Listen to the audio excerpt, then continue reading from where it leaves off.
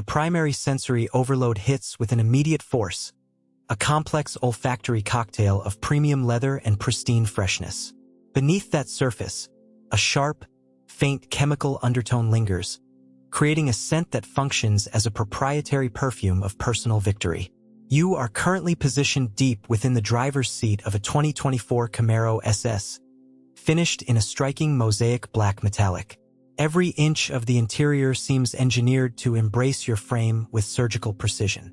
While the salesperson has retreated to calculate the final figures, there is a silent understanding between both parties that the transaction is essentially finalized. At 25, this moment marks a radical departure from years of meticulous frugality and double-checking every small expense.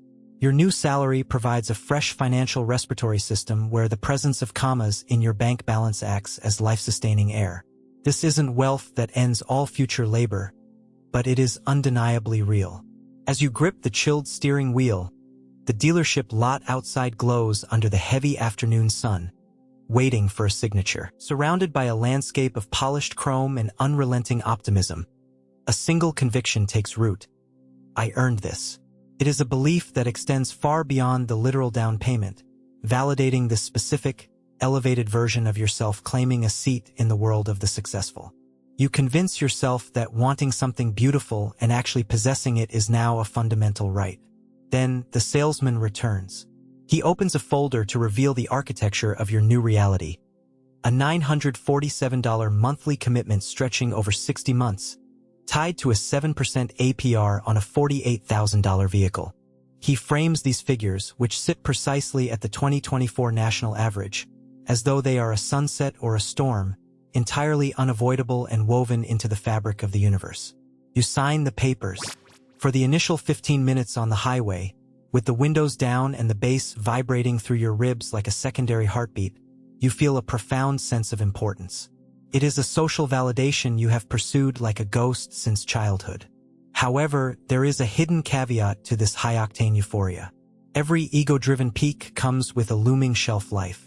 This intoxicating sense of being somebody has a strict expiration date, and your first billing cycle begins the moment the engine cools. Entering the second stage of this financial journey, the public performance, the reality of the purchase begins to settle in. Within a single week, your entire social circle is fully briefed on the upgrade, yet no formal announcement was ever required. The sheer physical presence of the vehicle does the talking for you. When you pulled into Marcus's driveway that first Saturday afternoon, the atmosphere rippled with the intensity of a sudden spotlight hitting a dark stage. 3 people immediately emerged from the house to inspect the machine. Your cousin traced a silent perimeter around the bodywork twice, while your mother, a woman traditionally indifferent to the automotive world, suddenly requested a ride to Sunday service. As she sat in the passenger seat, her spine held a newfound, rigid dignity. It becomes clear that this steel and glass have negotiated a social promotion you could never have secured through merit alone. This machine acts as a universal translator, broadcasting a narrative of arrival and material proof in a dialect everyone understands fluently. You start to inhabit this role with calculated ease. Your daily habits undergo a calculated transformation to ensure the vehicle remains the center of gravity. You begin selecting the most exposed parking spots and leaving for the office 10 minutes ahead of schedule, specifically to navigate the longest possible route through the neighborhood. At social gatherings, you play a game of deceptive humility, brushing off inquiries with a simple, "It's just a car." However, this deflection is designed as a trap, practically daring people to protest and shower you with praise. This is the core of the performance, and it yields immediate dividends. The social temperature shifts visibly. A woman who ignored your existence for 2 years suddenly expresses interest in a drive, and a coworker who never looked your way begins making regular stops at your desk. Even your father, a man defined by a quiet, practical nature, rests a palm on the hood and mutters, "Nice machine, son," a phrase that resonates in a nameless part of your chest. You mistake this rush of external validation for genuine stature. You fail to see that social admiration and true professional respect are 2 entirely distinct financial instruments that trade on different exchanges. Social approval evaporates at the exact moment the luster of the vehicle fades, but genuine professional stature functions like a hidden dividend, reinvested through meticulous spreadsheet analysis and the invisible labor of midnight strategy sessions. Unfortunately, that realization is still half a decade away. For now, it is merely a Saturday evening with the windows down, as you inhabit a persona that feels like a long-suspected upgrade from your ordinary self. But the invoice for this ego boost is inevitable. Entering month 4, you reach the stage known as the crack. On the 12th of every month, an automated transfer drains your liquidity. You opted for autopay specifically to avoid the visceral trauma of manually clicking away $947. Instead, the capital vanishes with the silent efficiency of a structural leak in a foundation. You are beginning to grasp a painful financial truth that was invisible during the initial signing. The sticker price is merely the opening ante. Behind the bold $947 monthly payment lies a landscape of hidden costs that no one mentions during the handshake. Insurance providers view a 25-year-old male behind a high-performance machine through a lens of cold actuarial calculation, resulting in a staggering $310 monthly premium. Then there is the hunger of the 6.2L V8 engine, which consumes premium fuel with the reckless appetite of a trust fund heir who never sees the receipts, adding $190 to your overhead. By month 3, a minor sensor repair for $340 signals a grim reality. This asset is a perpetual drain that will never be finished with your wallet. When you add the $80 for average monthly maintenance, the total reaches $1,527 every single month. That is over $18,000 annually. While the AAA reports that the average American vehicle costs roughly $12,000 a year to operate, your reality sits comfortably above that ceiling. The primary loan was merely the captivating front-page news. The remaining expenses are the invisible footnotes. To manage the mounting pressure, you begin a series of quiet retreats from your previous life. You stop dining out and postpone that planned vacation, convinced these are merely temporary measures. You tell yourself a future raise or a tighter budget elsewhere will eventually balance the books. This is the reality of financial tightening. It is not a sudden explosion, but a sequence of small, airless contractions. Your world gradually shrinks as your margin for error dissipates. Because every individual sacrifice feels logical and reasonable, you assume everything is fine. But fine is a dangerous deception. It is the slow rise in temperature that numbs you before you realize you are being cooked alive. By age 27, you enter level 4, the math. The car remains stunning, and that $947 payment still vanishes on the 12th. Your private anxiety regarding that date is a secret you keep from the world, unaware that a massive shift has occurred in the background. The realization does not arrive with the theatrics of a market crash, but as a sobering Tuesday afternoon reckoning. You discover that your peer, Devin, has just secured a down payment on a home. At 27, Devin is your mirror image in the professional world, working at the same firm for 3 years with a salary within $9,000 of your own. Yet, he navigates the world in a 6-year-old Honda Civic featuring a distinct crack across the dashboard. While you never discussed finances, a solitary late-night session with your phone calculator reveals a heavy truth. While you were making a performance of your success, Devin was funneling $1,200 every month into an invisible index fund. His wealth functioned like a subterranean river, widening steadily without the need for party invitations or public validation. There were no admiring glances in his driveway, only the indifferent mechanical growth of compounding interest. Meanwhile, the vehicle you acquired for $48,000 has suffered a brutal first-year depreciation of roughly 20%. That represents $9,600 in net worth simply bleeding out into the pavement while you parked it in high-traffic lots just to be seen. The financial reality of the driveway is far bleaker than the marketing suggests, as automotive data from Edmunds indicates that vehicles bleed up to 60% of their value over a mere 5-year span. This means your $48,000 purchase is on a mechanical trajectory toward a $19,000 valuation, even as the lender remains entirely indifferent to this plummeting equity. Here is the specific figure that shatters the illusion: $12,000 a year. This is the true annual cost of maintaining your performance. Over 5 years, if that same capital were funneled into an S&P 500 index fund yielding its historical 10% average, you would be staring at a $73,000 balance by age 30. That sum is a structural foundation for a different life. It is a house down payment and the key to a future defined by power rather than payments. This is the version of you who holds a master key instead of a set of shackles. You sit staring at the beautiful, gleaming machine in the lot below, realizing it is a silent parasite, blissfully unaware of Devon's house or the massive fortune it has cost you. You shut down the calculator, but the vehicle remains in your possession for now. To liquidate the asset today would be to finally admit the staggering opportunity cost of the last 24 months, an internal audit you are simply not prepared to conduct. However, the mental structural integrity has been breached. A jagged fracture in your denial is now letting in the harsh glare of reality. By month 31, you find yourself at level 5, the wait. It is 11:52 p.m. on a Tuesday, and you are sitting in the silent darkness of a parking garage with the engine killed. You are alone with the expensive metal shell you once thought would forge a new identity. Earlier today, you were passed over for a promotion, not terminated or shamed, but merely moved to the side of the corporate track like a stalled train. The feedback was logical, yet the intellectual clarity provides no comfort. You remain in the driver's seat because tonight, you finally faced the raw, unvarnished math. You perform the financial equivalent of looking directly into the sun, opening every single account simultaneously for a transparent review you have avoided for 7 months. After 31 months of ownership, you have poured $29,357 into this machine.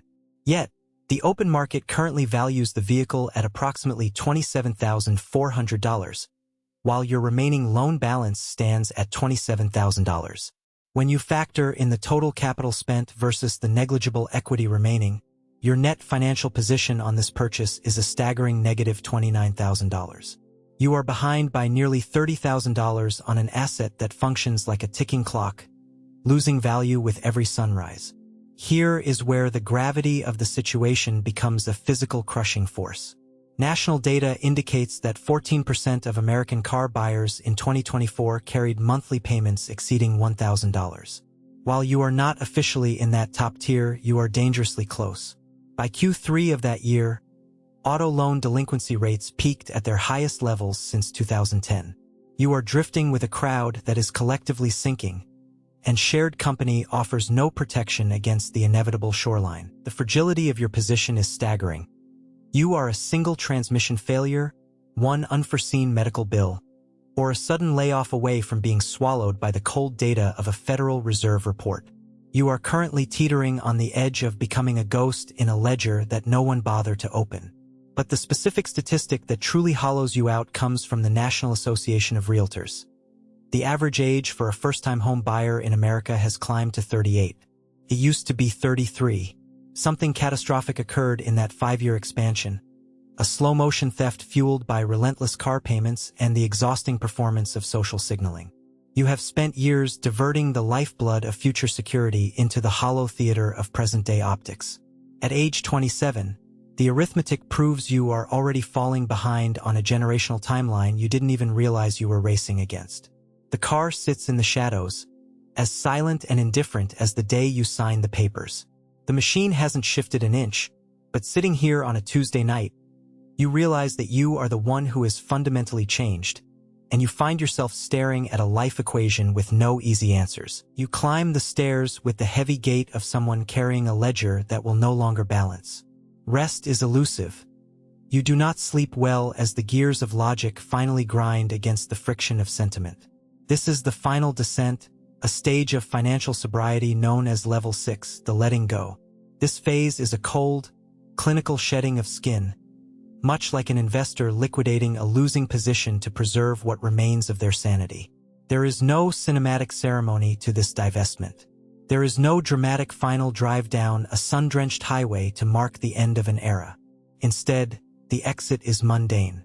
You post the listing on a Thursday evening, field 3 serious inquiries over the weekend, and by Wednesday afternoon it is over. A man named Robert, methodical and pleasant, hands you a cashier's check tucked inside a plain white envelope. You stand in a gravel parking lot watching his tail lights vanish, feeling an unexpected grief. You aren't mourning the machine. You are mourning the version of yourself who signed the papers at 25. You are grieving that fleeting, electric sense of momentum, the belief that the hum of a sound system vibrating against your chest was the actual heartbeat of a life finally moving forward. The specific, unrepeatable high of finally becoming the version of yourself you had always imagined is a powerful drug, even if that identity was merely a temporary costume assembled on a fragile 60-month payment plan. You finally settle the loan and perform the cold, final accounting of the experiment. After 31 months of consistent payments, insurance premiums, fuel, and maintenance, you walk away with exactly $4,200. It is a sobering figure. That $4,200 is the total material yield for 3 years of $947 monthly installments and $1,527 in real monthly costs, representing every quiet moment of financial despair in a dark parking lot. You quietly move that $4,200 into an index fund without telling a soul. Then, 2 weeks later, the realization blindsides you. Driving a used Honda Accord with 54,000 miles and a small scratch above the rear wheel well, costing only $280 a month, you feel unexpectedly lighter. You are not happy or vindicated. You are simply free. This feeling isn't a sign that you have fixed your past mistakes or finally proven your critics wrong. It is simply the sensation of being lighter, as if a heavy pack you had been wearing for miles was finally unbuckled, leaving you to realize you had forgotten what it felt like to walk without the strain. You have reached level 7, the stage of fundamental truth. At age 30, you are forced to look back at the 25-year-old who walked into that dealership and confront what he was actually chasing during those 3 years of ownership. The social performance has ended. Nobody circles the used Honda Accord in the driveway, and no one lingers nearby to admire it. Your cousin no longer texts you asking to take it for a spin. You sit with this new silence, waiting for the lack of attention to sting, but the pain never comes. Instead, you find yourself at Devon's house, a place defined by the stability of a real yard and patio furniture. Standing there last month, holding a beer amidst the smell of charcoal on the grill, you felt a complicated emotion that defied any simple name. While you feel a genuine sense of pride for Devon's success, you harbor a much sharper, more corrosive feeling toward yourself. This internal friction stems from a newfound clarity that can only be forged by living the hard math of your own mistakes. You finally have an unobstructed understanding of what that car actually cost you. It wasn't just the $48,000 sticker price. It wasn't even merely the $73,000 in foregone returns, though that staggering number is real and it is worth sitting with in the silence of your own reflection. What you truly sacrificed was time, specifically 5 years of financial adolescence. In a compound interest economy, the years between 25 and 30 are the most expensive years you own. Spending them wrong doesn't just evaporate cash. It incinerates the money that money was supposed to make. You have effectively deleted the future version of yourself who would have operated with a different set of options. And options, it turns out, are the whole game. Here is what nobody tells you about ego-driven financial decisions. These choices rarely feel like ego in the moment. Instead, they masquerade as a well-earned reward or a necessary act of self-respect. You tell yourself that you worked for this, that coming from nothing entitles you to finally own something beautiful. This deep-seated hunger to be seen and to escape the smallness of your beginnings is not a character flaw. In fact, it is one of the most human impulses imaginable. However, the car never actually satisfied that hunger. It merely functioned as a stage prop, providing a temporary, rented appearance of success while the metrics of a true arrival stayed out of reach.